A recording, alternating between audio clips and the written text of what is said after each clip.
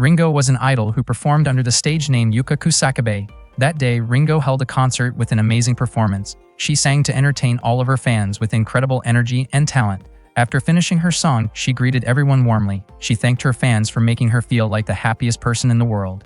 Her fans called Ringo the sweetest girl in the universe. Ringo felt deeply touched when she heard everyone cheering her name. At that moment, Ringo introduced someone in front of her fans. A young man walked onto the stage and approached her. Ringo said that he was the person who made her the happiest girl in the universe. The young man slowly leaned closer and gave Ringo a gentle kiss. Unexpectedly, the entire scene was only a dream. A boy named Kozaku suddenly woke up from his sleep and shouted that he loved Ringo. He could not believe that the beautiful moment with Ringo had only been a dream. Wakadana looked confused by Kozaku's strange behavior right after waking up. That wonderful dream caused Kozaku to arrive late at the agricultural school. Minori was confused by his behavior. At the time, Kozaku was picking leaves together with Minori and Kei. Minori asked why Kozaku wanted so badly to go to Tokyo, and she wondered what he wanted to do there. With great confidence, Kozaku proudly declared that he wanted to become a trendy farmer. Minori laughed at his dream. According to her, a village boy like Kozaku was better suited to marrying a country girl and spending his entire life as a farmer. Kozaku immediately rejected that idea because he wanted to become a trendy farmer together with the idol Yuka. Kozaku dreamed about planting rice in Harajuku and raising cows in Roppongi. According to him, the only country girl around his age was Minori herself. Hearing that comment made Minori blush. Kei firmly told both of them to stop fooling around and get back to work. Kozaku apologized while Minori became annoyed because Kei had scolded her because of him. Kozaku felt irritated after hearing that. Suddenly, someone shouted that a cow had escaped from the barn. A loud commotion broke out around the livestock area. Kozaku wondered why another animal had escaped again. Before this, a peacock and even a goat had also escaped. Minori told everyone picking leaves to continue working, but the cow suddenly ran toward the fields. Kei told everyone to stop the cow before it entered their garden area. Kakizaki quickly stepped forward to block the animal. He had once participated in a national wrestling tournament, so everyone believed he could stop the cow. Unfortunately, Kakizaki was thrown far away, and the cow seemed to possess monstrous strength. Kozaku asked Kei what they should do next. Suddenly, Minori took off her red shirt and handed it to Kozaku, telling him to run while waving it around. Minori's face turned bright red with embarrassment before she quickly ran away. The cow became interested in the red cloth in Kozaku's hand and immediately chased after him. Kozaku ran with all his strength while desperately avoiding the cow. Later in class, Kozaku still looked exhausted. He said that being chased by the cow had been terrifying. He held Wakadana in his arms and claimed that only Wakadana had been worried about him. That day, Kei brought up the career survey assignment. Kozaku asked whether Kei planned to attend college. Kei said he was still thinking about it, though he was likely going to apply to an agricultural university. Kozaku felt jealous of Kei. He explained that he only enrolled in the school because his parents were farmers and he had simply followed that path. Hearing that surprised Minori, and she asked whether Kozaku had actually been serious about his dream of becoming a trendy farmer. Kozaku answered that his real goal was Furufushi High School itself. Kei commented that it was probably the first time he had ever seen a high school student write high school as a future career path. Minori called Kozaku an idiot. Kozaku became confused when Kei and Minori stared at him strangely. Kei then asked whether Kozaku truly liked the idol Yuka that much. He wondered what was so special about her. Kozaku passionately explained that his idol had beautiful round eyes, small lips like a cute duck, cheeks as red as apples, a lovely feminine voice, beautiful hair, and adorable eyebrows. Kei told Kozaku to stop talking about it, but Kozaku continued saying that her smile looked incredibly sincere. Hearing all of that made Minori annoyed, and she kicked him. She told Kozaku to seriously think about his career survey instead. Kozaku then asked whether Minori had already finished filling out hers. He wondered whether she planned to work or continue studying in college. Embarrassed, Minori quietly admitted that she wanted to work in an office someday. Kozaku quickly grabbed Minori's survey sheet and read her answers out loud. Her dream was to become a bride, a wife, and a homemaker. Kozaku and Kei immediately laughed at her answer. Kozaku called Minori foolish. However, Minori argued that she was not foolish at all because being a homemaker was still an important full-time job. Not long after that, a girl named Kacho came over to scold Kozaku and the others for being so loud. She even called them a bunch of country bumpkins. Minori and Kozaku responded by teasing Kacho with a nickname that annoyed her right away. Feeling irritated, Kacho walked into the classroom while bringing along her beloved cow. She called everyone their noisy country kids who could not stop causing trouble. Kacho could not understand how they were all from Class 2A in the production department. Yet Kozaku and the others were in the farming division, which she considered the weaker side of production.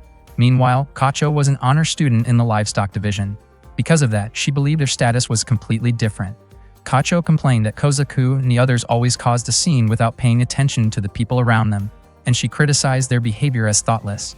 Minori refused to stay quiet and pointed out that bringing a cow into the classroom was not exactly a smart thing to do either. Kacho immediately argued that Agehago was no ordinary cow. According to her, Agehago was a prestigious premium beef cow with the highest ranking and an incredibly bright future ahead. Kozaku casually commented that the cow probably cost around $20 per 100 grams of meat. Kacho then proudly revealed that Agehago's actual value was worth millions of yen. The moment Kozaku heard that number, he quickly stepped aside to give the cow plenty of room. Minori could not believe how fast Kozaku switched sides and wondered who he was really supporting. She grabbed Kozaku firmly by the collar, making him apologize to her over and over again. Kacho suddenly became nervous when Kei called out to her. Kei explained that cows were gentle animals and were usually sensitive to fear and panic around people. In his opinion, bringing a cow into such a loud and chaotic classroom was not a good idea. Kacho responded by saying that Kei was just as foolish as everyone else. Kei looked genuinely surprised after hearing that from her. Kacho then explained that she had realized earlier that morning that Agehago's mentality was still immature. That was exactly why she brought the cow to class for training. Kei admitted that when it came to livestock knowledge and passion, he probably could not compare to Kacho at all. Hearing such honest praise immediately made Kacho blush and panic. She quickly told Kei to stop talking to her like that. Trying to hide her embarrassment, Kacho laughed and called Kei a country boy. A moment later, their teacher walked into the classroom and greeted everyone cheerfully. Her name was Natsumi and she looked incredibly excited to enter Class 2A. She openly said how happy she was and greeted all the students with a huge smile on her face. Not long after that, Minori suddenly called out to Ms. Natsumi. Acting playful as usual, Natsumi asked whether she still looked attractive even though she was already in her 40s. Minori then informed her that Kacho had brought a cow into the classroom. Ms. Natsumi asked Kacho for an explanation. Kacho explained that she was taking care of the cow because Mr. Mutsu from the ranch had gotten into an accident earlier that morning.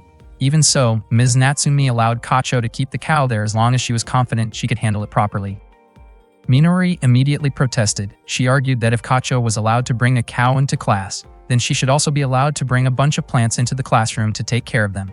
The students from the farming division agreed with her and complained that the livestock division wasted too much of the school budget. Meanwhile, the livestock students fired back by saying that the farming students were always eating fruits and vegetables under the excuse of taste testing. Hearing the argument getting louder and louder, Ms. Natsumi begged everyone to stop fighting because she wanted all of them to get along as friends. Minori still refused to accept that idea because she thought the whole situation was ridiculous. The students kept arguing anyway.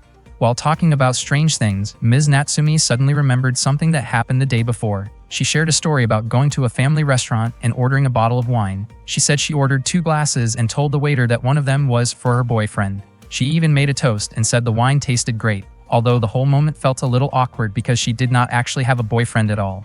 The classroom stayed completely silent after hearing her story, and none of the students reacted. After that awkward moment passed, Ms. Natsumi finally started the lesson. After school, while relaxing at the dormitory, Kozaku ate lunch together with Minori and Kei. He enjoyed the food so much that he even asked for another serving. Kozaku looked completely satisfied with the meal. Afterward, Kei turned on the television while Kozaku lay down and started wondering why humans cared so much about flavor when calories alone should technically be enough. He questioned why God created people that way. For a moment, Kozaku even wondered whether God actually existed at all. Still, deep down, he convinced himself that God must be real because God had given the world the idol Yuka. To Kozaku, Yuka was basically a goddess herself. Suddenly, Minori called out to Kozaku and told him to watch the television because there was major news being reported. The TV program then revealed shocking news that idol Yuka had officially announced her retirement. Kozaku was left completely stunned after hearing it. Many people could not believe Yuka's sudden decision to retire, and even at that moment, Kozaku still could not accept the reality of it. One day, the idol Yuka walked past a crowd of people, yet no one recognized her.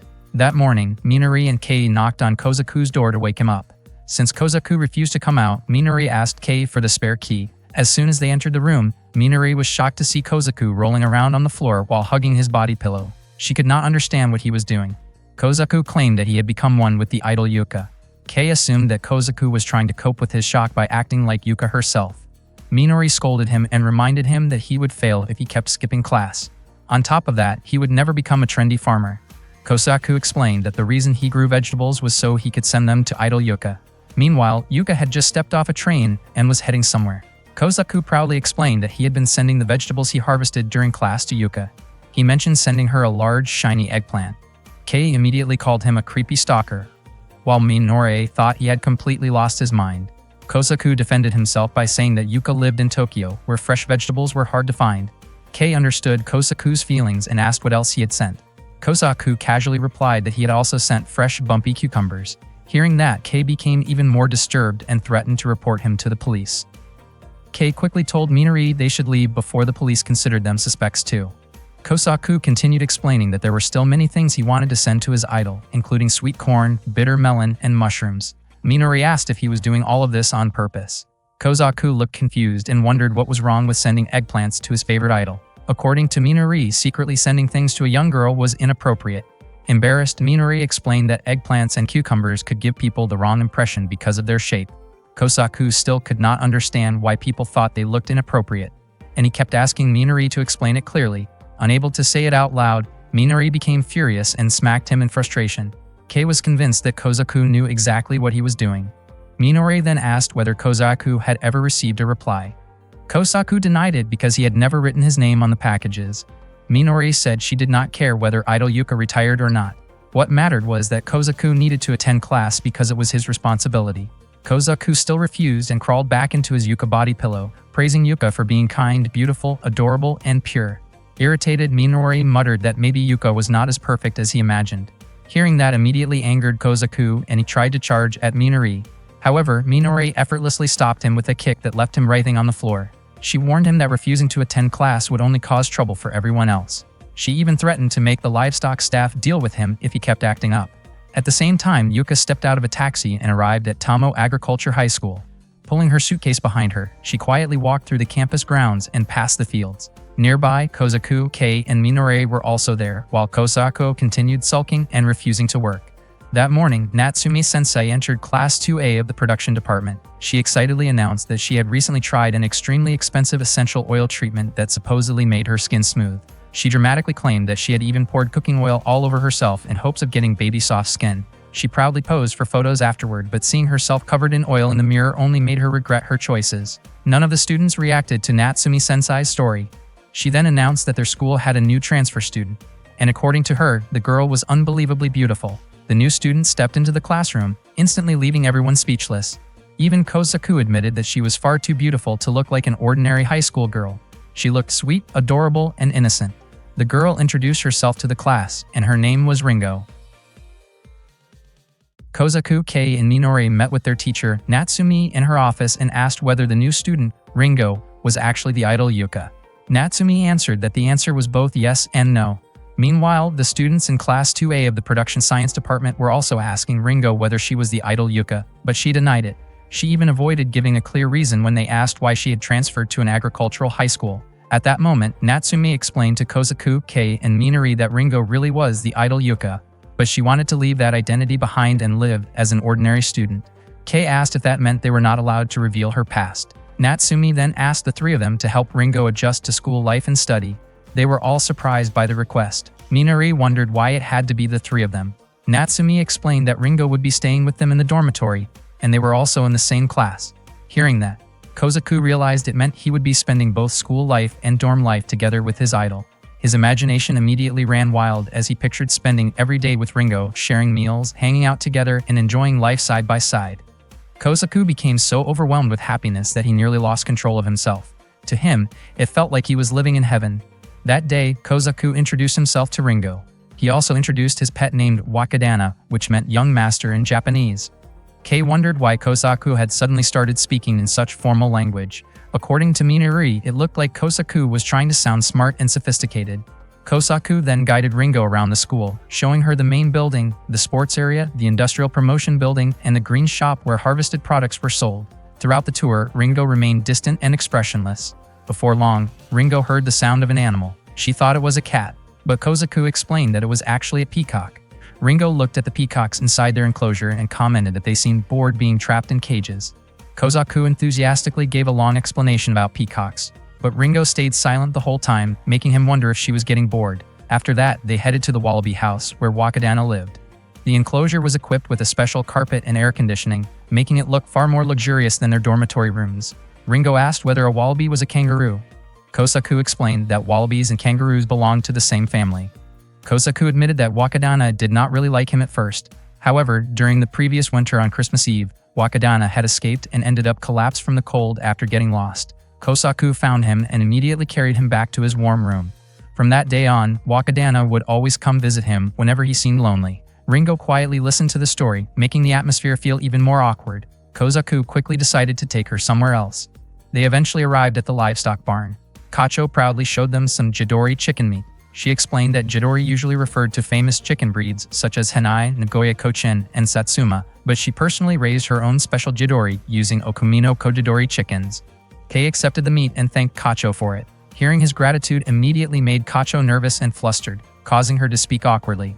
Ringo commented that Kacho seemed strange, but Kacho quickly denied it and insisted that she did not care about Kei at all.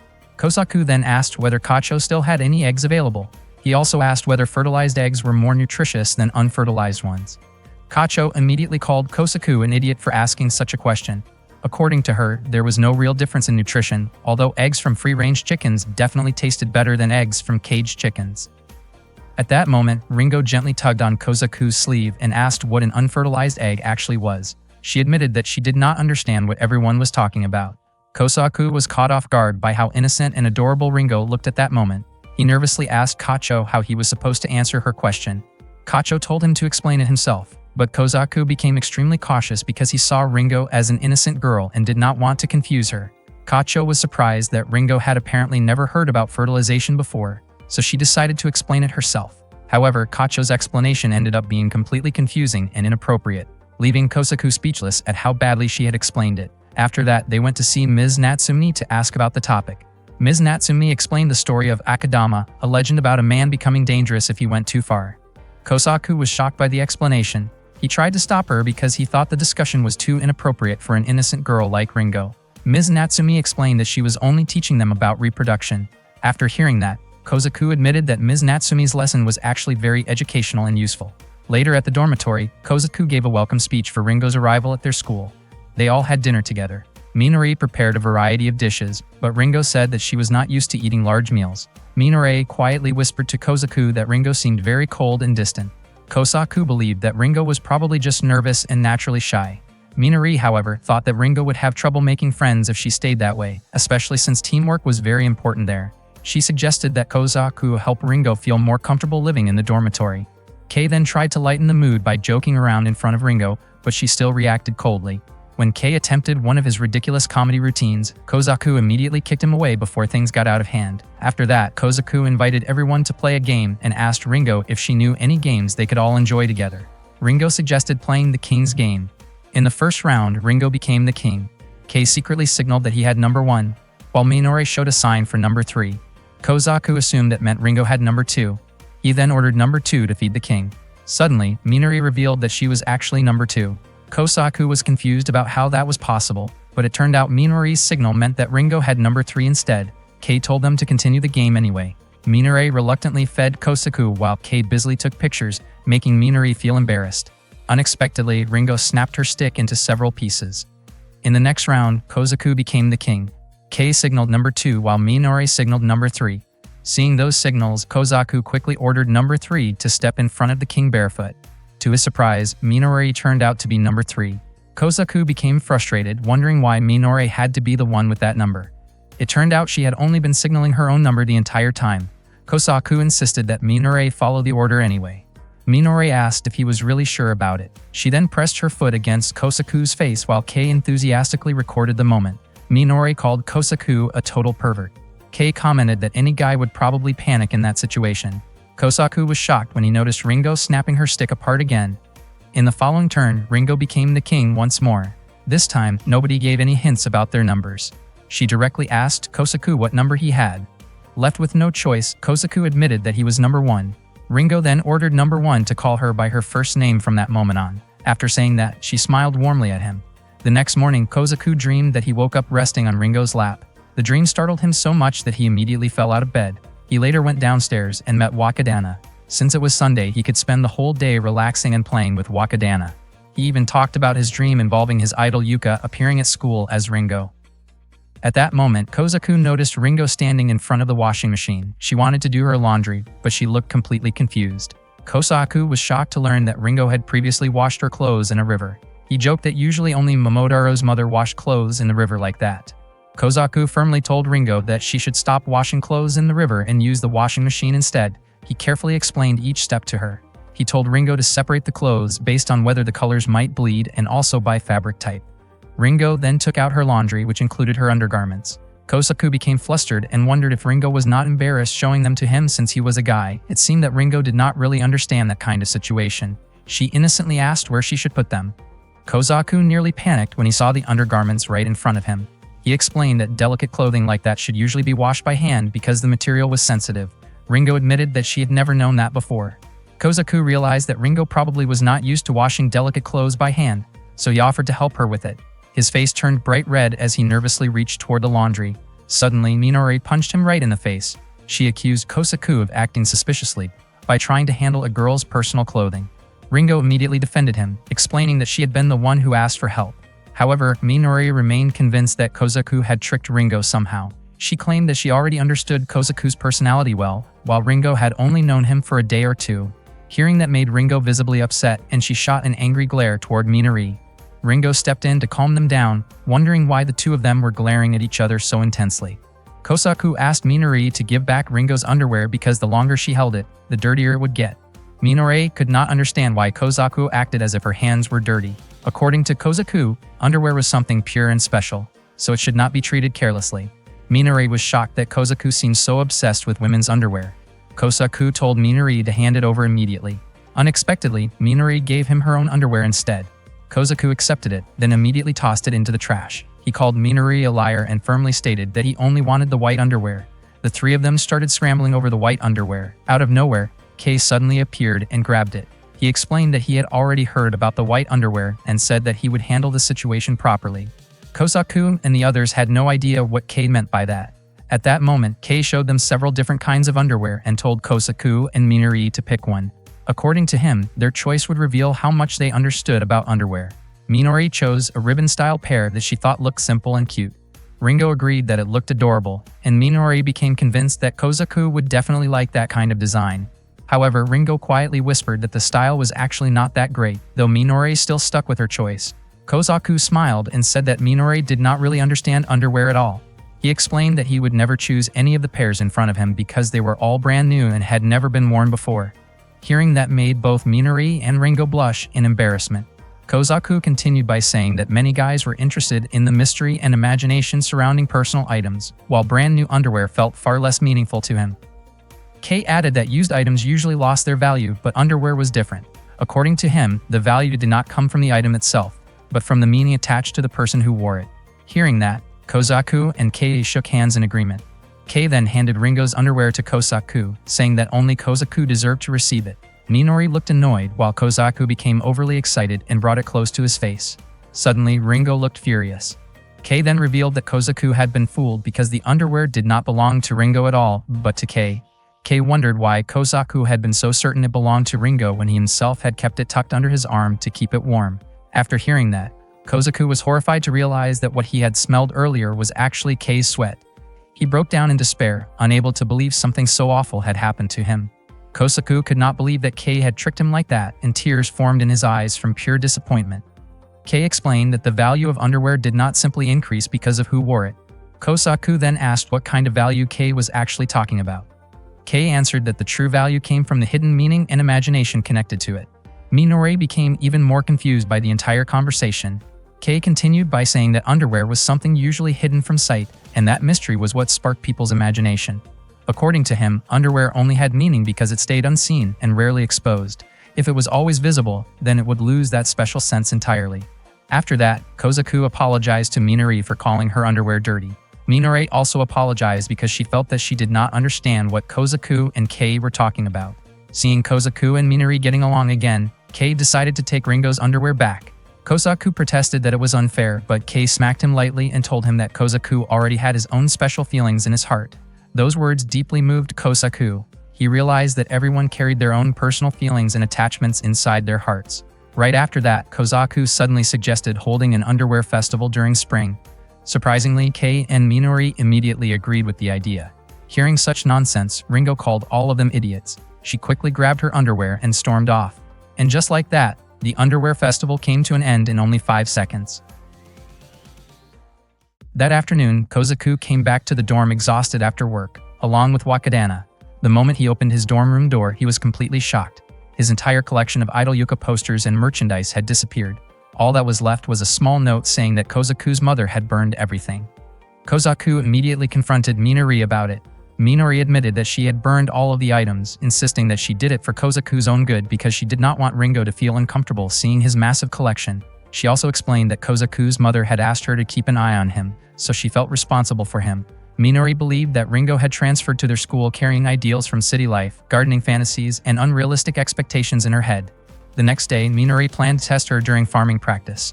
At that moment, Kozaku never imagined that his childhood friend and the idol of his dreams would end up clashing under the same roof. The next morning, Ringo was changing into her work outfit while Minori and Kozaku waited outside. Minori was surprised that Ringo had not run away yet. Kozaku assumed that Ringo probably thought the farming practice would be like an ordinary school activity.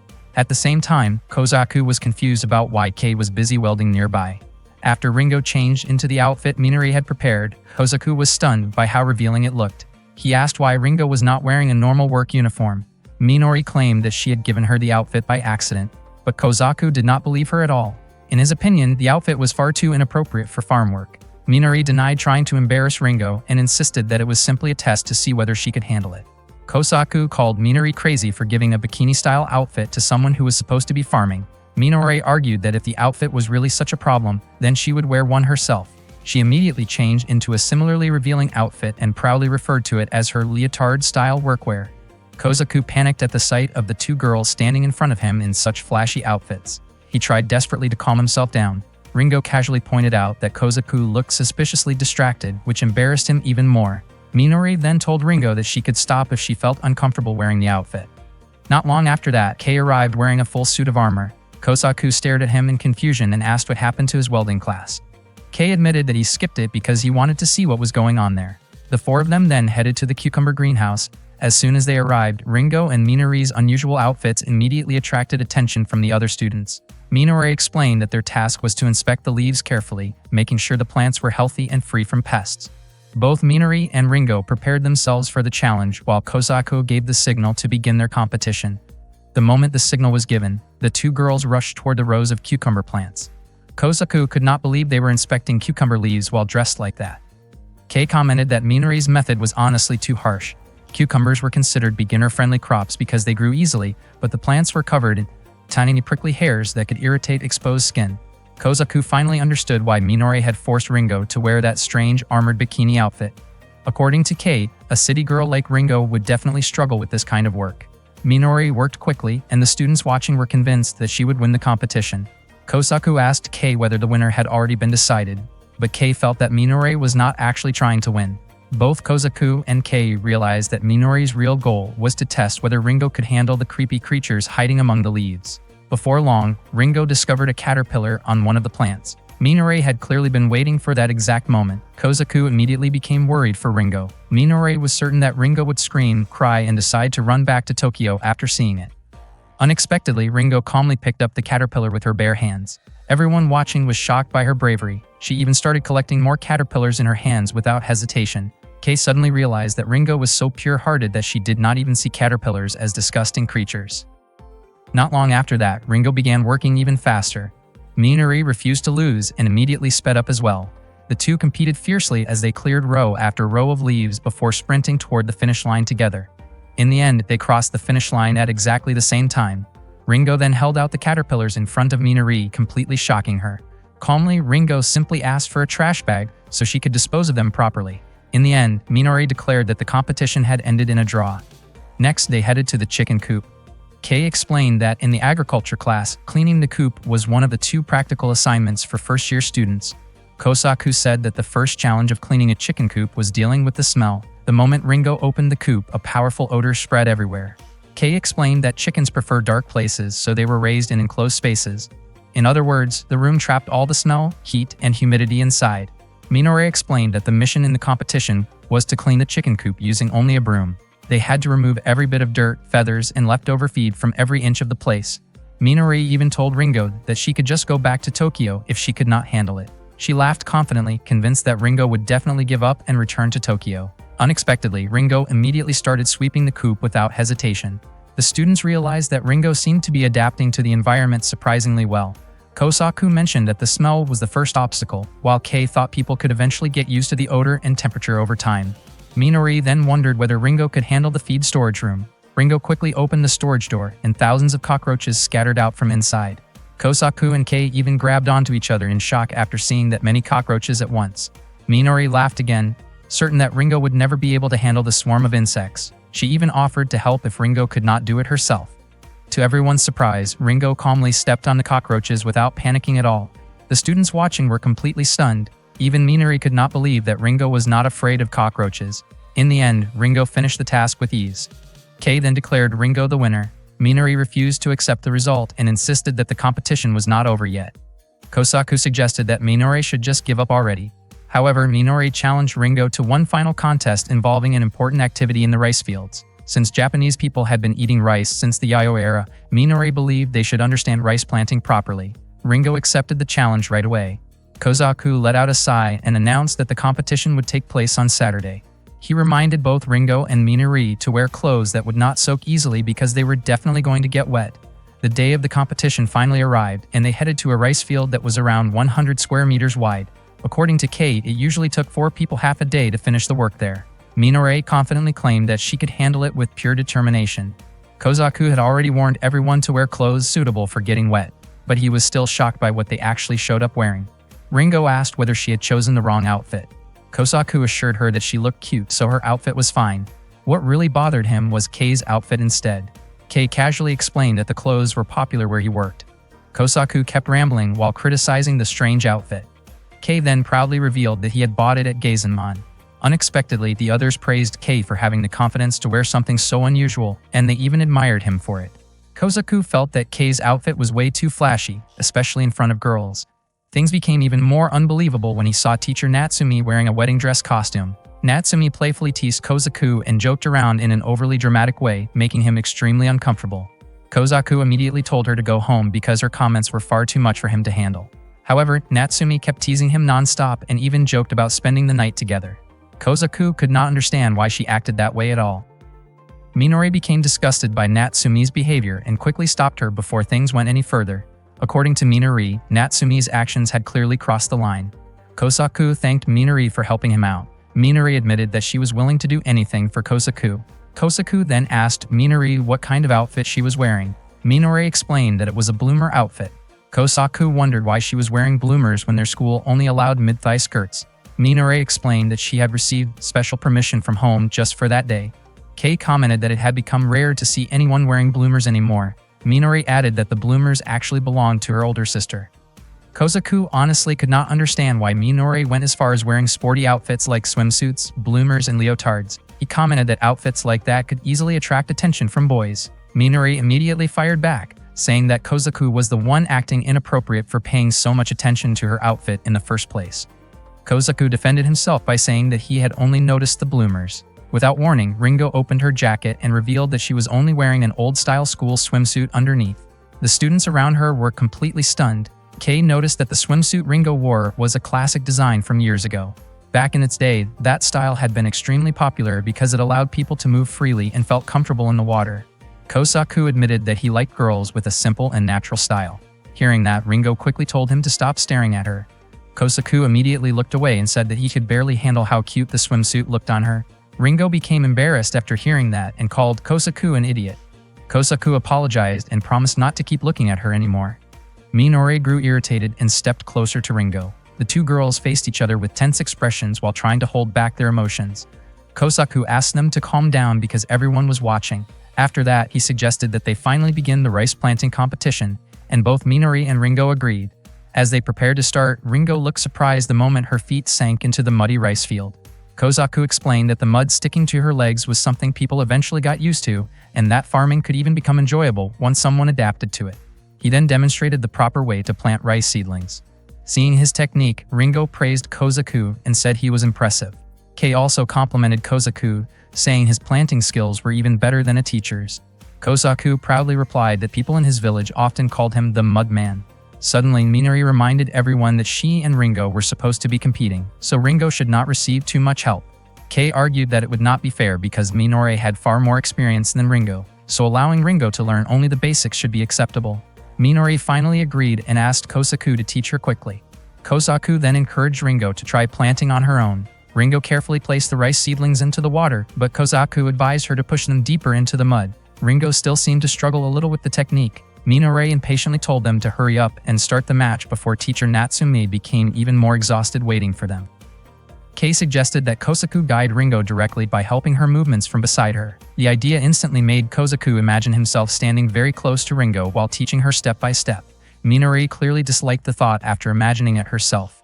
Kei pointed out that Minori would probably not feel satisfied competing against a complete beginner who had no guidance at all. He then asked Ringo whether she minded receiving help from Kozaku. Ringo calmly answered that she had no problem with it. Kozaku looked shocked and asked if she really trusted him that much. Once he realized Ringo truly agreed, he became excited and quickly moved closer to help her. His heart started pounding nervously the moment he reached for her hand. However, just as he touched her, Minori intentionally interrupted them and demanded that Kozaku teach her how to walk properly in the muddy field instead. Unfortunately for her, Kozaku immediately refused.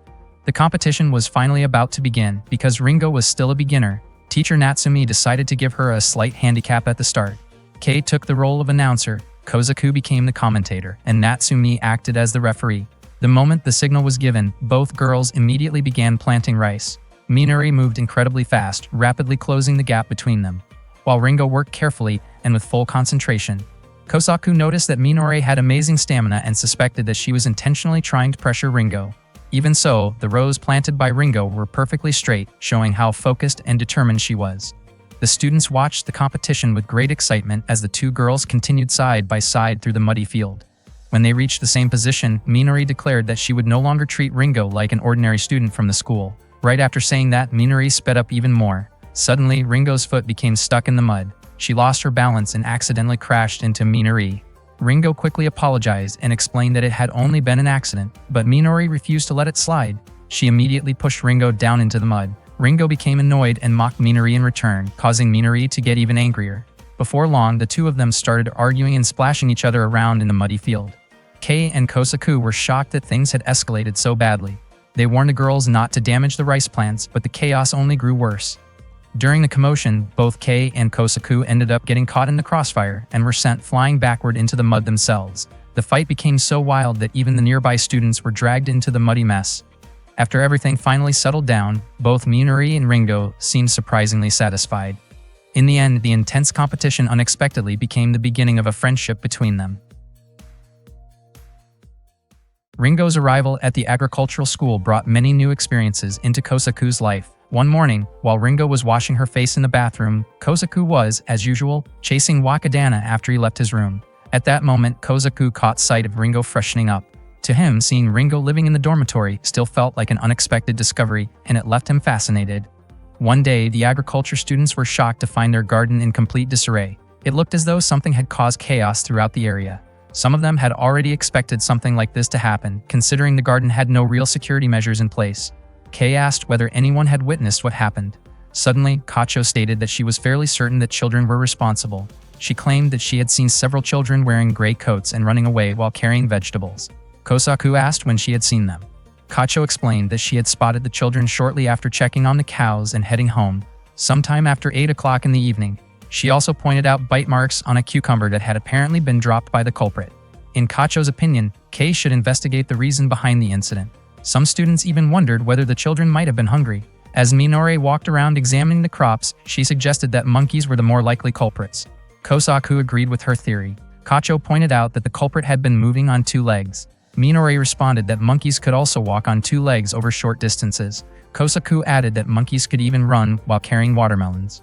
Kacho asked whether they had ever actually seen something like that. Kozaku shyly explained that he and Minori came from a farming village where encounters with animals were common. Their village even had dogs, monkeys, and pheasants. Kacho was surprised to hear that. The students gradually dispersed, relieved that the incident probably was not related to hungry children. Meanwhile, Kozaku quietly told Minori that he would think about a strategy for dealing with the situation later. Later in class, Kei led a meeting to discuss what they should do about the monkeys disturbing their garden. He asked everyone to take turns sharing their ideas. Minori suggested using electric fencing around the garden. Ringo wondered whether that would hurt the monkeys. Kozaku explained that the fence would not be lethal. Kacho agreed with the idea. Kei acknowledged that it was a reasonable plan, but the school did not have enough money to implement it, so the proposal was rejected. Next, Ringo suggested feeding the monkeys because they were probably hungry. Everyone was surprised by the idea. Minori understood the logic, since it would give the monkeys less reason to steal vegetables. Kacho also supported the proposal. Kei admitted that it was not a bad idea, but he believed the monkeys had access to plenty of food from trees and other natural sources. In his view, they were taking the vegetables because they wanted to, so simply feeding them would not solve the problem. Kozaku then introduced what he considered his ultimate plan. He claimed to have plenty of experience dealing with monkeys. He proudly revealed the device he intended to use, explaining that it was 30 times more powerful than the previous version and capable of activating multiple functions at once. Kacho thought it looked impressive. Kozaku switched the device on and aimed it out the window. Unfortunately, nothing happened. Confused, he wondered why it was not working. Minori suspected that the mechanism had lost pressure and offered to inspect it. However, just as she leaned in to take a closer look, the device suddenly discharged in her direction. Fortunately, no serious harm was done, but the plan was immediately abandoned because it was considered too dangerous.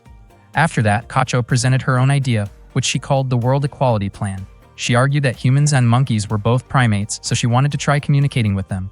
The proposal was quickly dismissed because everyone considered it unrealistic. Finally, Kei proposed a hunting strategy. He believed there was probably only one troublesome monkey responsible for the damage, and removing it would solve the problem. Kozaku felt that targeting the monkey was not the best approach. Kei, however, argued that difficult situations sometimes required firm action. He mentioned that he knew someone with exceptional skills who could handle the matter. Kei then introduced a man named Junichi to Kozaku and the others. Innocently, Ringo asked who the older man was. Hearing that, Kozaku quickly stopped her from saying anything more. Kacho, meanwhile, questioned why Kei had brought the man to meet them. She had expected Kei to bring someone capable of helping with the monkey problem, but instead she felt he had brought an eccentric individual. Kei explained that Junichi was a sharpshooter. Junichi proudly claimed that he was the founder of the Uomori shooting art. Kozaku asked what kind of equipment Junichi planned to use. To everyone's surprise, Junichi's chosen tool was a rolled-up Moe Anime poster. Curious, Kozaku asked what kinds of animals Junichi usually hunted. Junichi admitted that his usual targets were enthusiastic fans at events, spoken in a joking manner. He also casually revealed that he was currently unemployed. That night, they kept watch in the orchard. Junichi prepared a tranquilizer to stop the monkey. Before long, a monkey appeared in the field. With a single shot, the tranquilizer successfully subdued it. They quickly approached the animal. Ringo felt sorry when she saw the monkey's injured hand, but Kozaku insisted that she did not need to pity it. Minori also reminded everyone that protecting the crops was their top priority. Suddenly, Kacho laughed and remarked that she was not sure whether the monkey had been abandoned because it was injured or injured because it had been abandoned. She also wondered why that monkey was the only one left behind. Kei asked Kacho to show some kindness to the monkey. Kacho explained that she had already thought about the monkey's future. She had contacted a friend who worked at a zoo and arranged for the monkey to be taken there and cared for properly. Since the zoo only had female monkeys, she planned to send it there so it could have a companion. Kozaku felt relieved after hearing that. Minori joked that the monkey would become the zoo's newest male monkey. Kei thanked Kacho and said everyone could always count on her. Hearing that made Kacho nervous, and she quickly replied that she was doing it for the monkey, not for Kei. At that moment, Kozaku glanced at Ringo, who still looked saddened by the monkey's injury. Later that night, Kozaku went to Minori's room because he wanted to discuss something with her. Minori immediately blushed and asked him to wait for an hour so she could tidy up her room. After an hour had passed, Minori finally opened the door. Kozaku was surprised by how different the room looked. He even thought she had renovated it. Minori appeared extremely nervous and offered to let Kozaku use the bathroom first. Not long afterward, Kei arrived. It turned out that Kozaku had invited him as well. Kei was equally surprised by the appearance of Minori's room. While Minori looked embarrassed, Kozaku casually commented that she seemed to have completely remodeled it. Kei appeared to understand the situation right away. Minori then asked what Kozaku wanted to talk about. Her expression fell when she learned that he wanted to discuss Ringo. She quickly wished him good night and told him to leave. Kozaku was confused because they had not even started the conversation yet. He could not understand what mistake he had made. Kei remarked that Kozaku seemed remarkably unaware of certain things. Kozaku was even more puzzled by their reactions because he only wanted to show them something. He then played a video of Yuka performing during one of her idol concerts. Minori was shocked because she believed she had destroyed all copies of it. However, Kozaku revealed that he had simply purchased another one with his own money. Kozaku asked them to pay close attention to Yuka in the video. Kei and Minori both agreed that Yuka looked much more cheerful than Ringo. Kozaku pointed out that Ringo had never smiled since arriving at the school. From her first day there, through various incidents, group activities, games, Minori's challenge, and even the good news about the monkey, she had never shown a smile. Minori argued that the smile Yuka displayed during the concert was meant for the audience and the cameras. However, Kozaku felt that someone who never smiled at all seemed deeply troubled. Kei finally understood what Kozaku had been worried about. Meanwhile, Ringo was doing her laundry. After a while, Kei approached her and announced that he wanted to demonstrate a special trick. He attempted a ridiculous comedy routine in front of her, hoping to get a reaction, but Ringo remained completely expressionless. Kei became so embarrassed that he wished he could disappear on the spot. Kozaku and Minori watched from nearby, and Minori was convinced that Kei had been trying to make Ringo laugh. Later, while Ringo was in the kitchen, Minori approached her and playfully tried to tickle her. Kozaku was almost jealous of how boldly Minori acted. Minori was confident that her tickling skills would surely work and that Ringo's reaction would reveal her true feelings. Kozaku could barely contain his anticipation. Minori was certain that Ringo would eventually crack. To everyone's surprise, Ringo showed no reaction at all. Instead, she calmly asked if it was her turn. She then playfully tickled Minori, causing Minori to burst into laughter and eventually collapse onto the floor, exhausted. Afterward, Ringo asked what Kozaku had really wanted to do.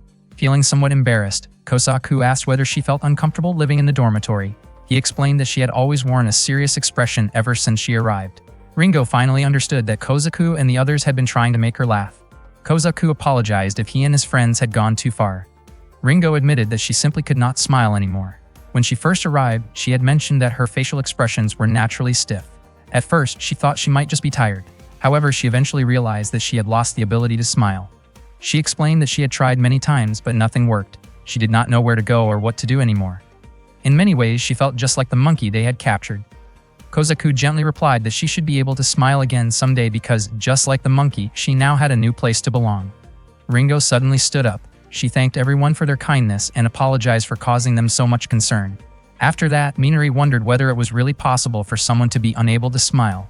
Kei thought it might be some kind of psychological condition. In his opinion, Ringo seemed exhausted from having to interact with so many people. He was not even sure whether it was something that could be treated. Kozaku really wanted to see Ringo smile. He even wondered if the three of them had been too selfish in the way they approached her situation. That night, Kozaku dreamed about meeting Wakadana. Wakadana claimed that he was Gaia. Gaia asked Kozaku to think again about what humanity had done to him and where he now stood. Before leaving, Gaia told Kozaku not to forget him. Not long afterward, Kozaku woke up from his sleep. He could not understand what had actually happened. Kozaku then began wondering what humans had truly done to Gaia. While harvesting fruit, Kozaku mentioned that he wanted to take Ringo somewhere and show her the soil. Kei and Minori agreed with the idea. They believed Ringo would understand if they showed it to her directly.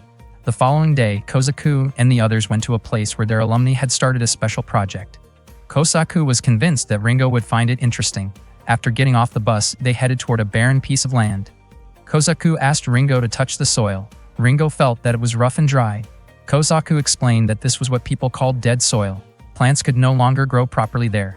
It happened when farmers kept planting the same crops in the same soil over and over again until the land could no longer support healthy growth. Kei added that many farmers continued relying heavily on chemical fertilizers to maintain production. Because harmful insects often became a problem, excessive amounts of fertilizer were used. According to him, dead soil was the result of those poor farming practices. Ringo then asked whether dead soil could ever return to its original condition.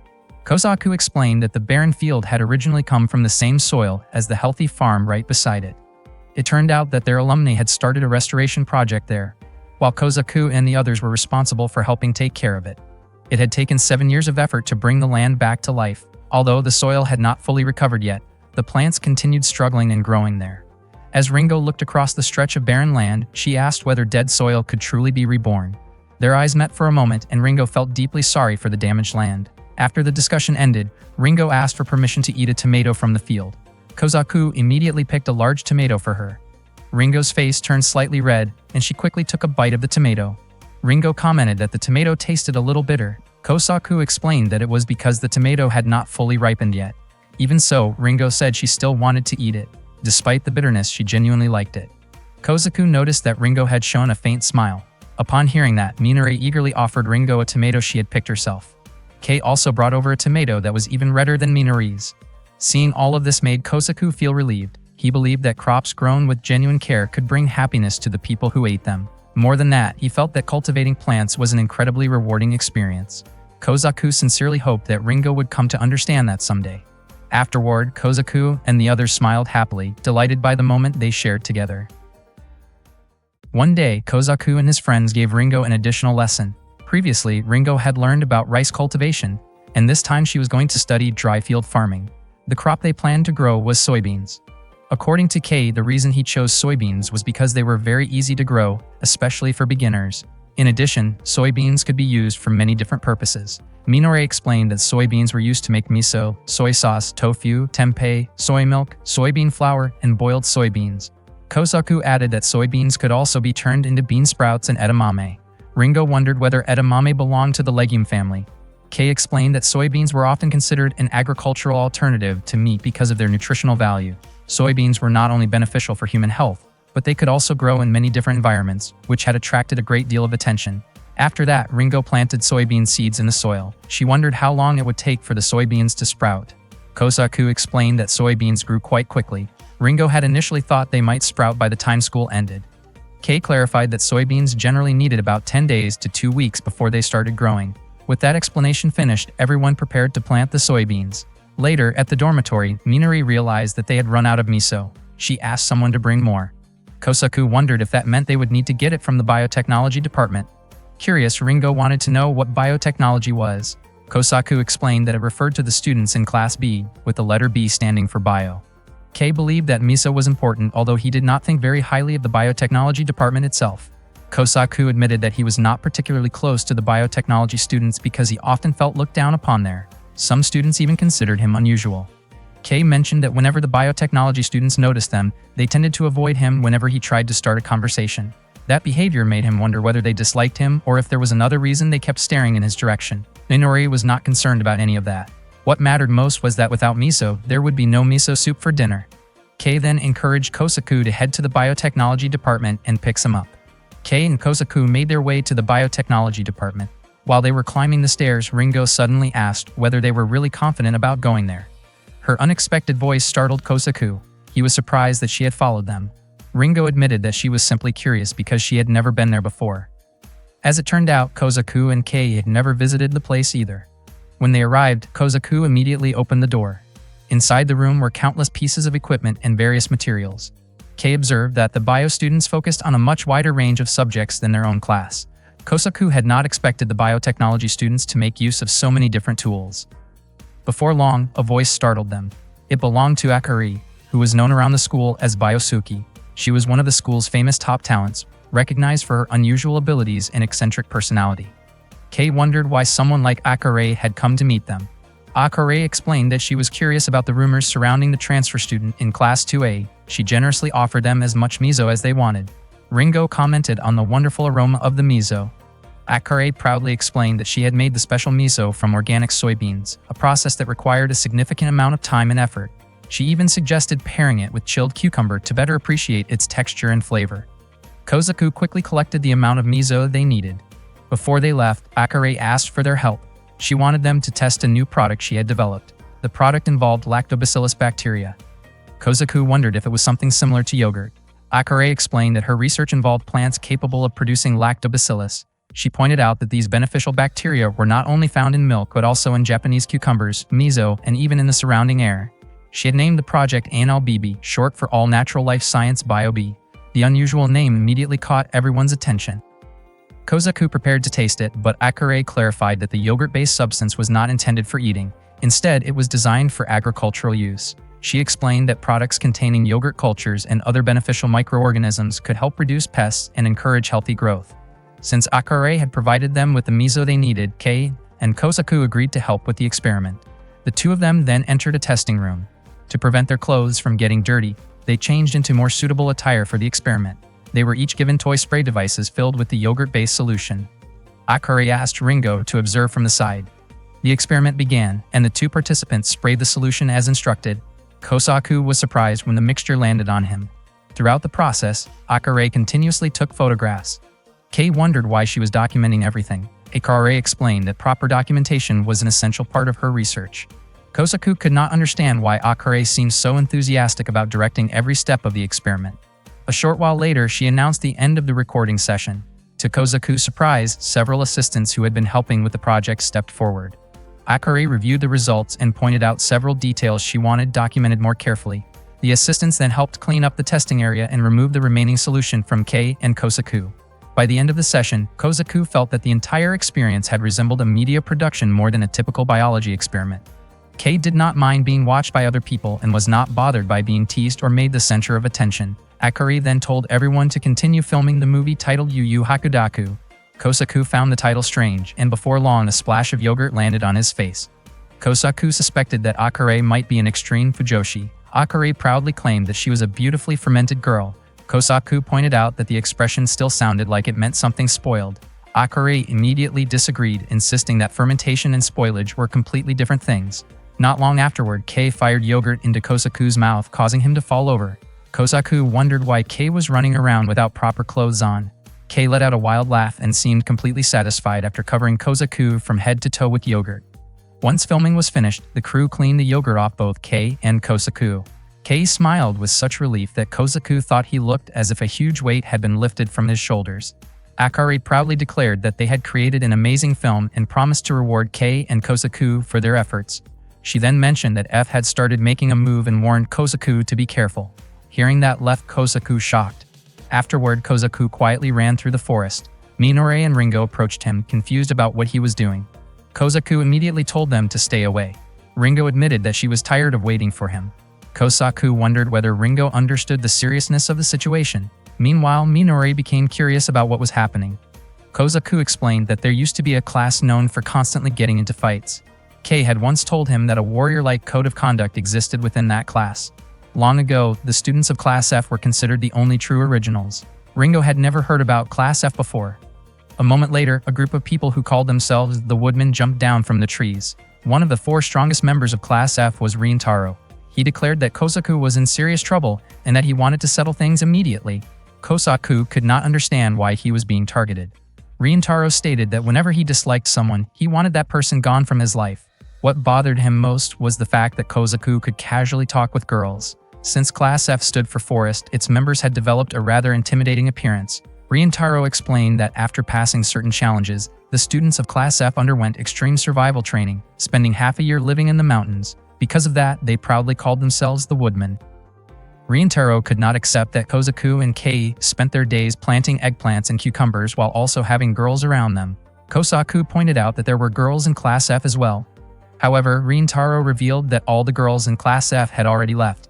Rintaro found it unbelievable that Class A already had someone like Minori.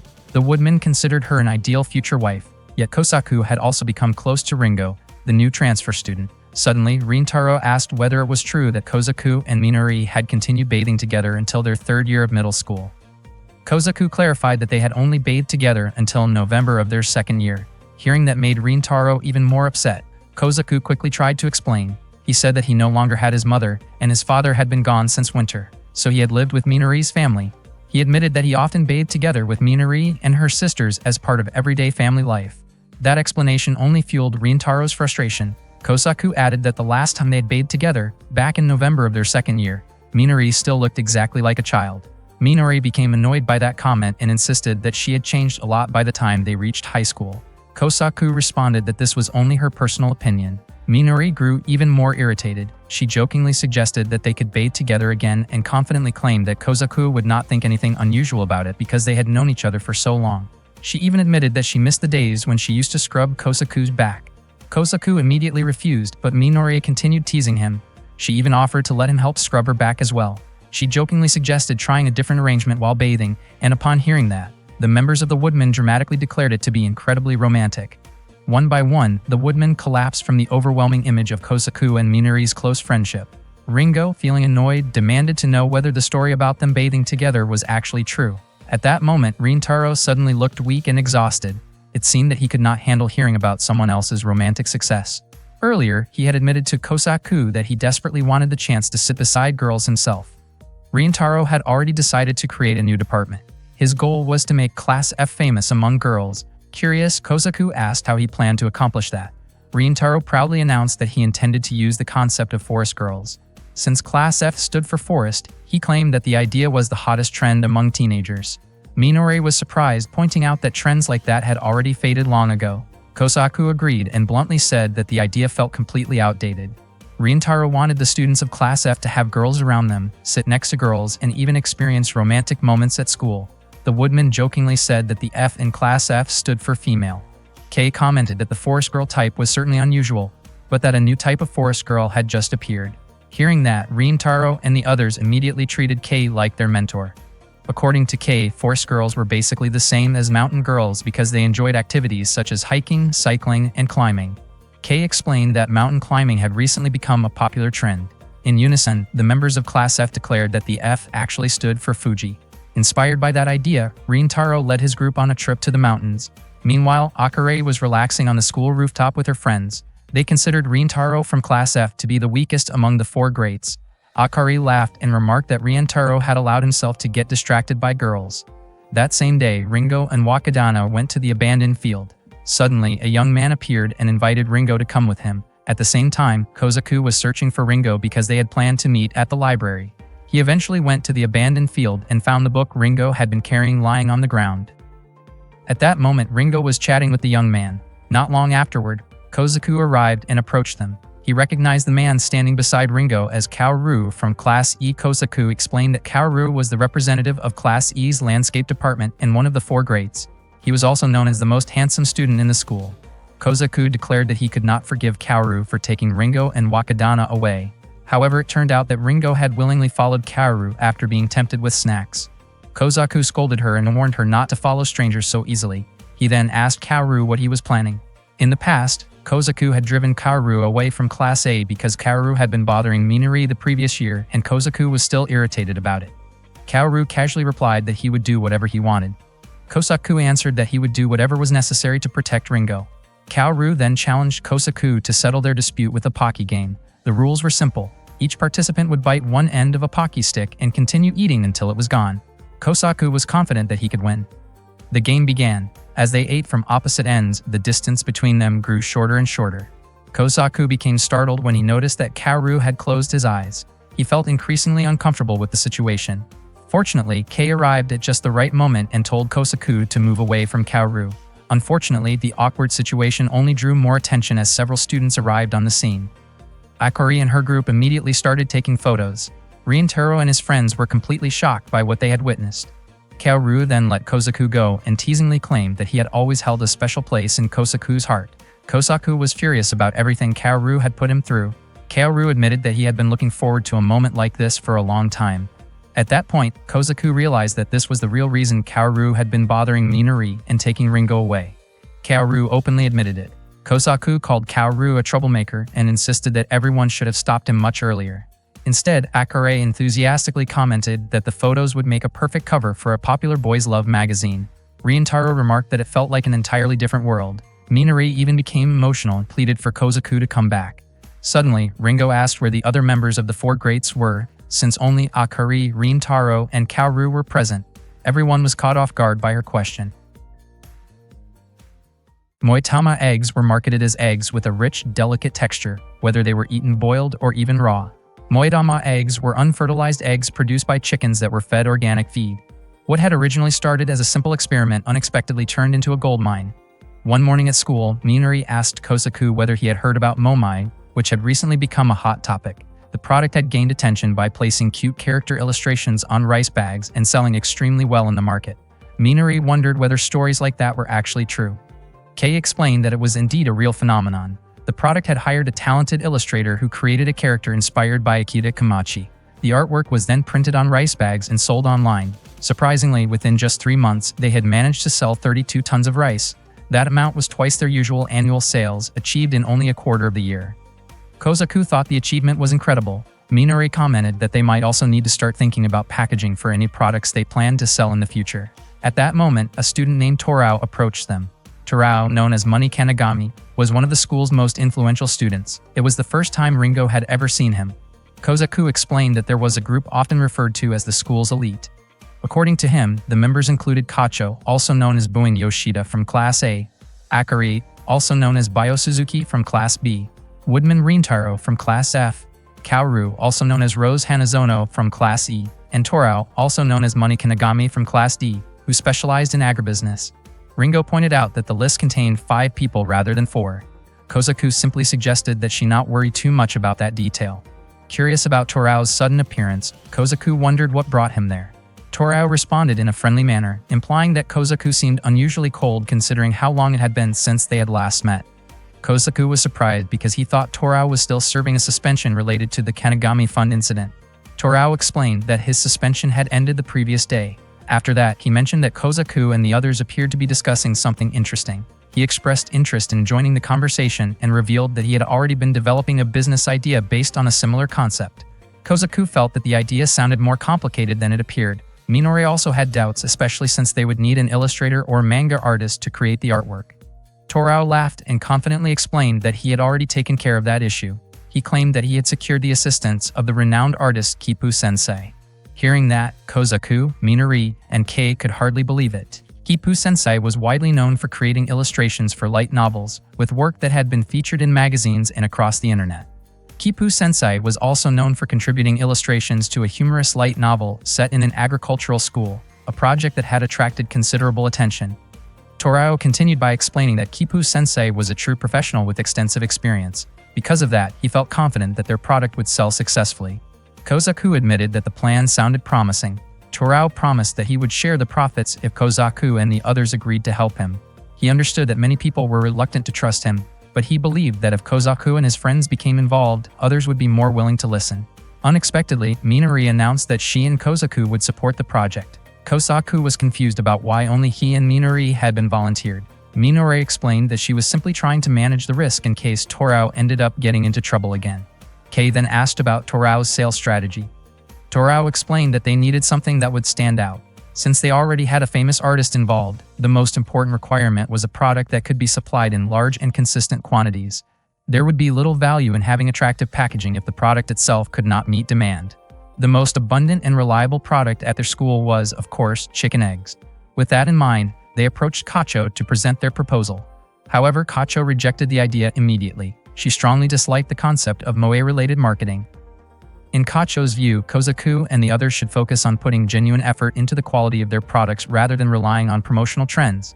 Torao explained that he only wanted to change the way the products were marketed. He also argued that school was the perfect place to experiment with new ideas. Kacho disagreed and remained convinced that Torao was hiding some ulterior motive. Torao urged her to reconsider. He explained that if the eggs were sold online, Kacho's products could reach customers throughout Japan. Such success could potentially make her both wealthy and widely recognized. Kacho responded that supporting local production was what mattered most to her. She could not forget the customers who already supported her products. Torao then tried a different approach. He reminded Kacho about concerns surrounding eggs produced under poor conditions, such as chickens raised in unsanitary environments and treated improperly. He emphasized that Kacho took excellent care of her chickens and suggested that more people deserve the opportunity to enjoy eggs produced through such responsible methods. He continued to insist that their goal was ultimately to benefit consumers. After hearing his reasoning, Kacho gradually softened her stance.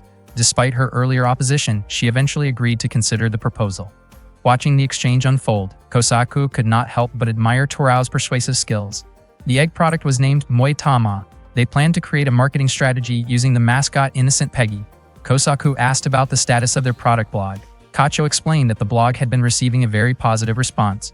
Kozaku then asked Minori about the media coverage. Minori reported that they had already been featured in 3 anime magazines. Not long afterward, Kei received a phone call informing them that there had been a request for figure merchandising rights. Kozaku could not believe things were moving that quickly. According to Torao, there seemed to be some kind of event creating additional attention. He described it as free publicity and said there was no harm in taking advantage of the opportunity. The Moitama commercial video was quickly produced, with Ringo serving as the voice actress. Soon after, Torao received a call from a customer who wanted to place an order for Moitama. However, demand had become so overwhelming that customers would need to wait up to 3 weeks for delivery. While Kozaku and the others were busy packing eggs, Ringo suddenly informed them that the school server had gone down. Kozaku was convinced it was because they were being flooded with orders. In addition to the online traffic, phone orders were pouring in as well. Everyone became increasingly busy, and it was clear they needed more people to help. Kacho was delighted to learn that her eggs were selling so well. The Moitama business continued to grow, and they even hired other students to handle incoming phone orders. Meanwhile, Kozaku and the others were discussing new ideas for the Moitama brand. They also worked on creating mascots for both boiled and raw eggs. Before long, Ringo brought in some character designs from Kipu Sensei. The illustrations appeared to depict mature women, making the characters seem older than expected. Minori was confused because they had originally requested younger-looking characters. Kacho felt that there had probably been a misunderstanding. Torao, however, thought the designs were perfectly fine and believed the gentle duck-themed character suited soft-boiled eggs very well. Kozaku and the others agreed with the suggestion and quickly added the designs to the website homepage. That night, Kei unexpectedly informed Kozaku that he was resigning from the project. In his opinion, producers should focus more on product quality. Kozaku argued that even the best product would be meaningless if nobody wanted to buy or consume it. Kei insisted that Kozaku did not understand the situation. Kozaku could not see what was wrong with selling something people genuinely wanted. Despite that, Kei stood by his decision and left, riding away on his goat. Later that evening, Kozaku was at a cafe with Torao. A television program was broadcasting an interview with Kacho, who had become known as the producer of Moitama. During the interview, a reporter asked her questions about her farming lifestyle and the success of the product. Kacho responded modestly and mentioned Moitama as part of her daily routine. Kozaku was surprised by how famous she had become and by how incredibly well Moitama was selling. Torao commented that Moitama's success had exceeded even his own expectations. Torao compared business management to cooking, explaining that people should avoid pushing things too far.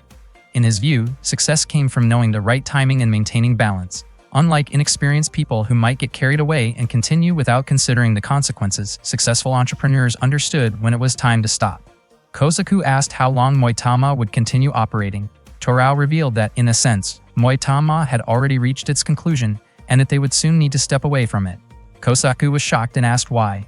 Torao explained that a local farm had requested the trademark rights to Moitama, and the school was seriously considering the proposal because it could benefit the local community and economy.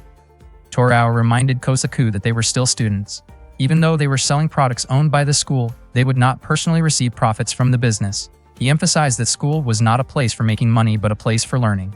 More importantly, students should take advantage of as many opportunities as possible, as long as those opportunities did not create unnecessary risks. He added that the connections and relationships built during school were valuable assets, often worth far more than money itself. According to Torao, they had already enjoyed the best part of the experience. Kozaku was surprised that Torao felt that way because he had always assumed Torao cared only about money. Torao admitted that he did pursue money, but not because it was the only thing that mattered.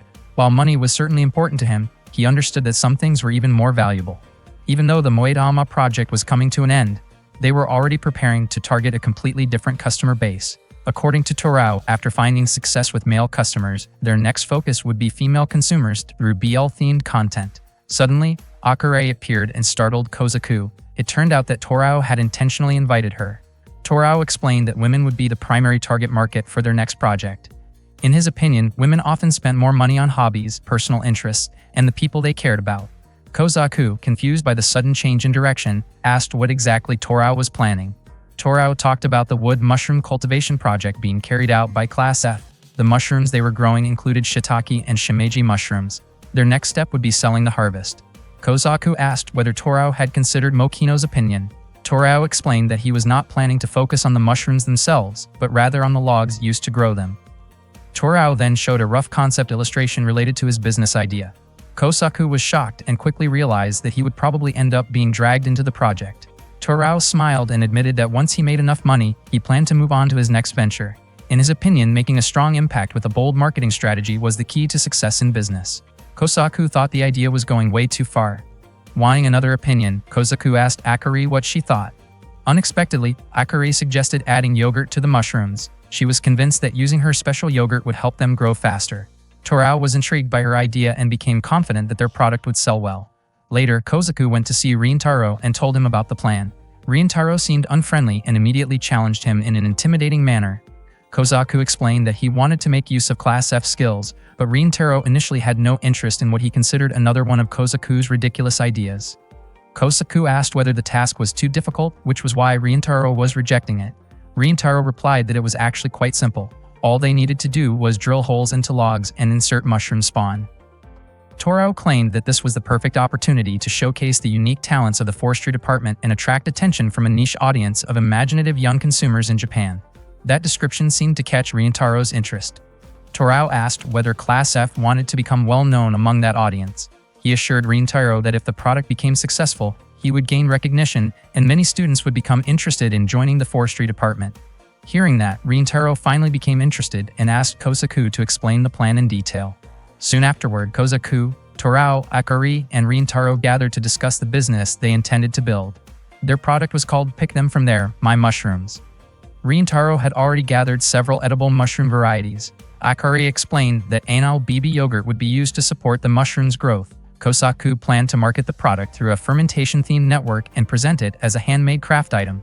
Torao laughed and pointed out that if rumors about the project spread, they could easily get into trouble. Because of that, they decided to keep the operation quiet. Unfortunately, their plan eventually came to light. As a result, Ms. Natsumi gave Kosaku a suspension from school. One evening, Kosaku and the others attended the Tanabata festival while wearing yukata. Ms. Natsumi commented that Ringo looked very good in her yukata. She then followed the compliment with a playful joke, leaving Ringo surprised that she had been teased right after being praised. Kei brought up the mushroom product that Kosaku and the others had tried to sell. Their scheme had been exposed after parents of students purchased the item and reported it.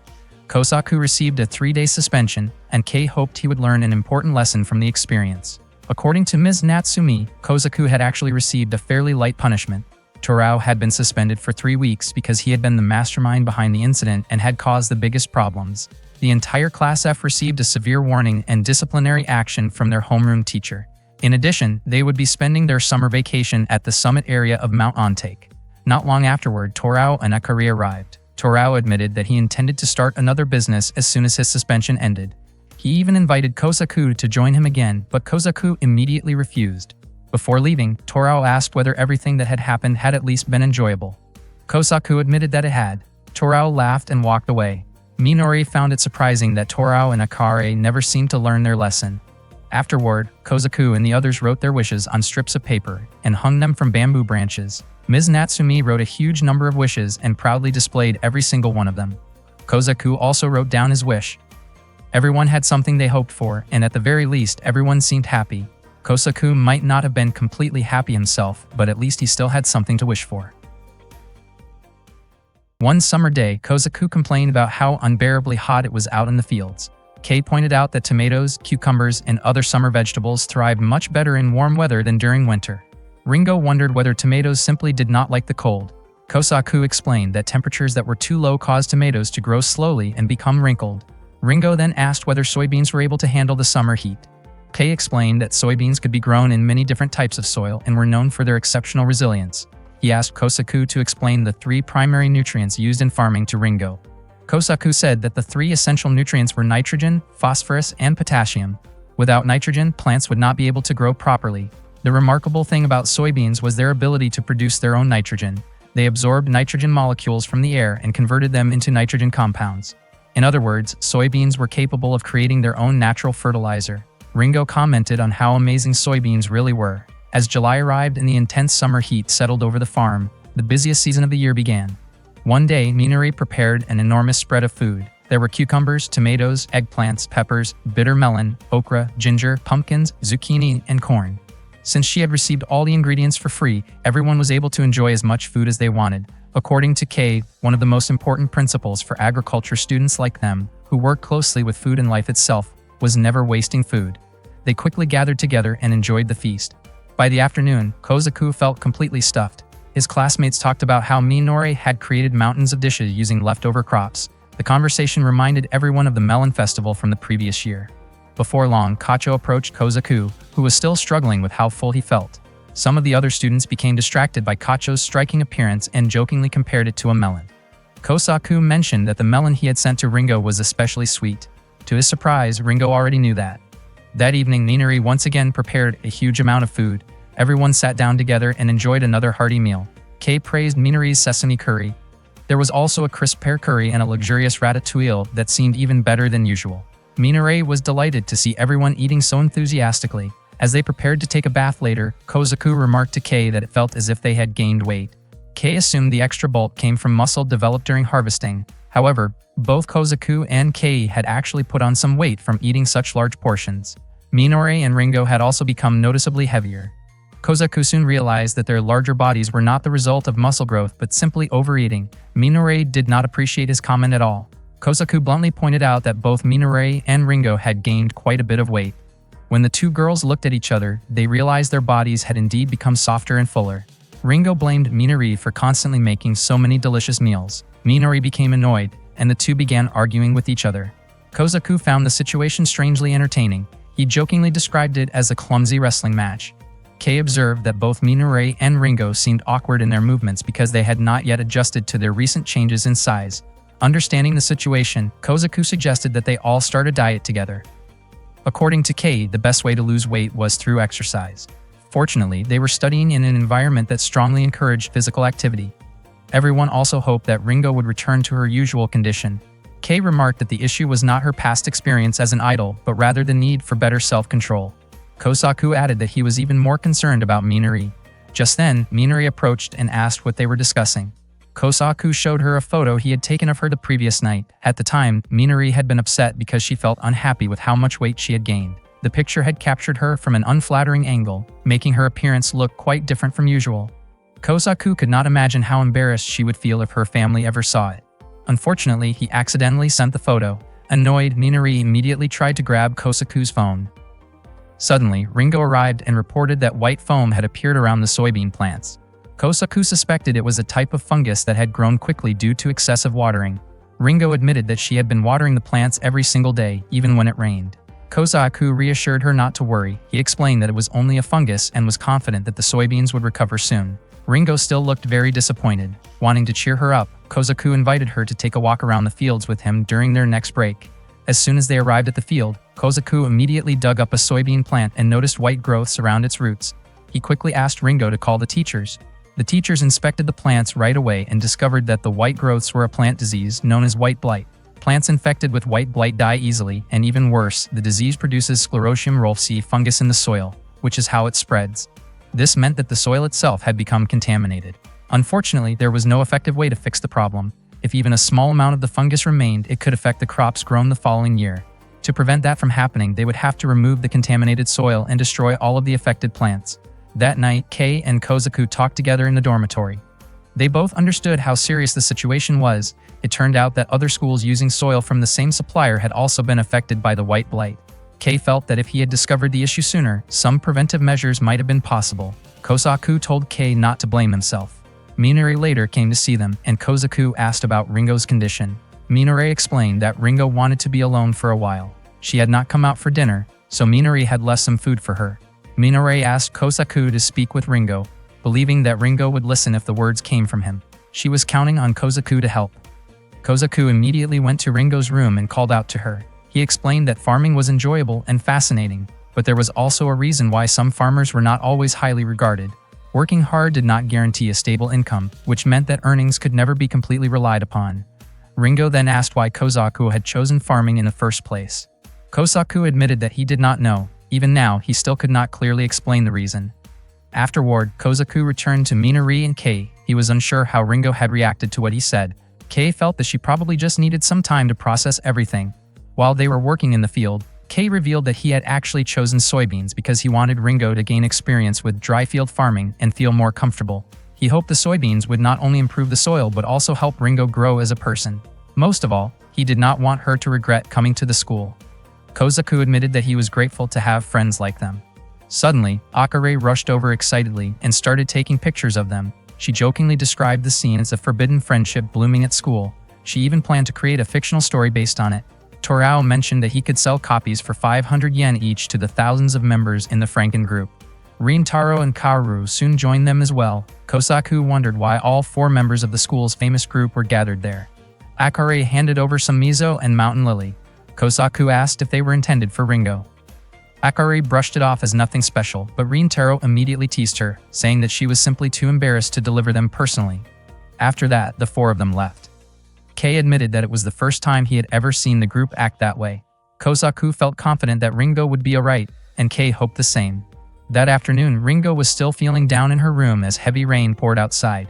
Kozaku suddenly woke up from a nap and looked out the window. Kei hurried over and said that the situation was becoming urgent. Together, they woke Minori and Ringo. Kei also called for all of their classmates to help. Ringo asked what was happening. Kozaku explained that they needed to harvest the tomatoes immediately. He admitted that they might already be too late, but they still had to try. He then showed Ringo several tomatoes that had split open. The weather had been extremely hot over the past few days, causing the tomatoes to become dehydrated. When heavy rain arrived suddenly, the fruit absorbed too much water at once, causing the tomatoes to crack. Just then, Kacho came to help them. Kei asked everyone to leave the burst tomatoes for later. Together, they continued harvesting tomatoes in the pouring rain.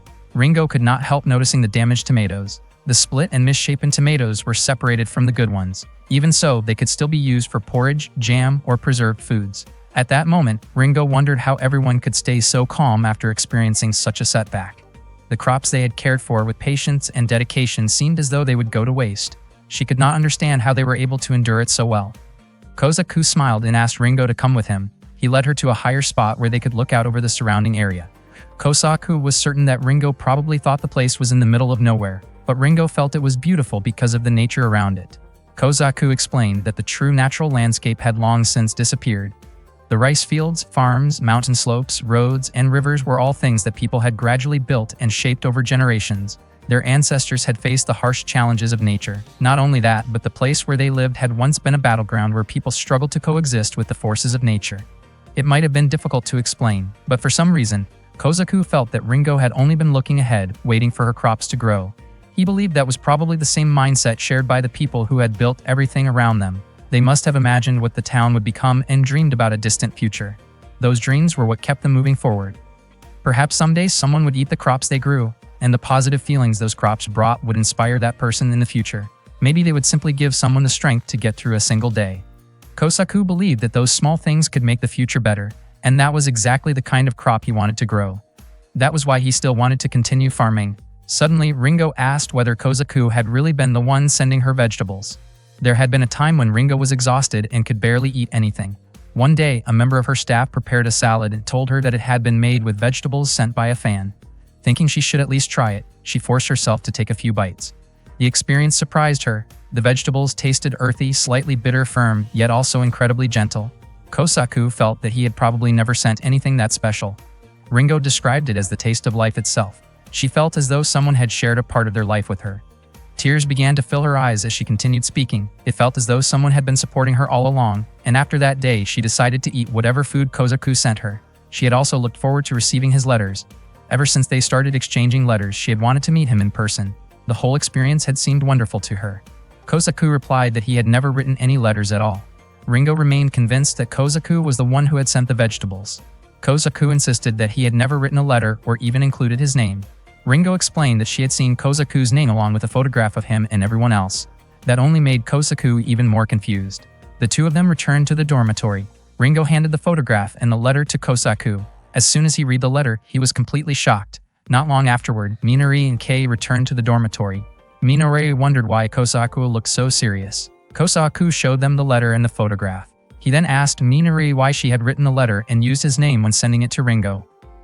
Minori had not expected to be found out. She explained that she had only been trying to help so that Kozaku would not seem suspicious. In her opinion, if a package arrived without a name attached, it would probably be thrown away. Kozaku argued that the letter contained words that were not his own, and that it could have affected Ringo's feelings unfairly. Realizing his point, Minori immediately apologized to Ringo. She admitted that she had written about school life, the things people talked about, and the events that happened at school. Ringo responded by hugging Minori. She explained that she had wanted to meet the person who wrote those letters for a very long time. Both Minori and Kozaku were surprised by her reaction. Ringo said that she wanted to talk with Minori about all the things mentioned in the letters, including school life and farming. She admitted that she had loved everything Minori wrote. Minori then asked whether Ringo was not upset that she had pretended to be Kozaku. Ringo felt that they were even because she had also been hiding her own feelings. The identity behind the letters was not what mattered most to her. What mattered was that everything Minori had written in them had been sincere and true. The two girls smiled together and even gave each other special nicknames. Kozaku could hardly believe how quickly they had become so close. According to Kei, the situation had turned out well. Ringo had returned to her usual self and the mystery had finally been solved. Kei considered it a happy ending. For Kozaku, however, it did not feel that way at all.